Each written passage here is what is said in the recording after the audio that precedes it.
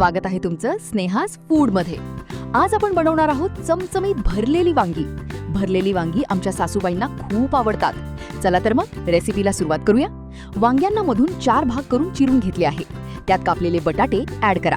वांग्याचा मसाला बनवण्यासाठी प्रथम आपण कढईत कारळे, तीळ आणि खोबरं भाजून घेऊ आणि त्यात लसूण आणि लाल तिखट ऍड करून मिक्सर मधून वाटून घेऊ। एका बाउल मध्ये वाटलेला मसाला, शेंगदाण्याचे कूट, चिरलेला कांदा, घरगुती मसाला, लाल तिखट, धणे जिरे पावडर, हळद आणि चवीनुसार मीठ तसेच भरली वांगी मसाला ऍड करा।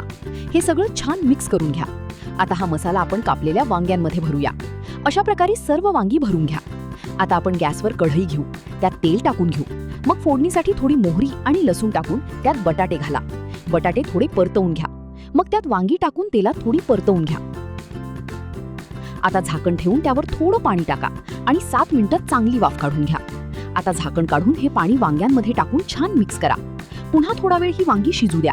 शेवटी कोथिंबीर टाकून गॅस बंद करा। तयार आहे आपली चमचमीत भरली वांग्यांची भाजी। व्हिडिओ आवडला असेल तर लाईक, शेअर आणि चॅनलला सबस्क्राईब करायला विसरू नका।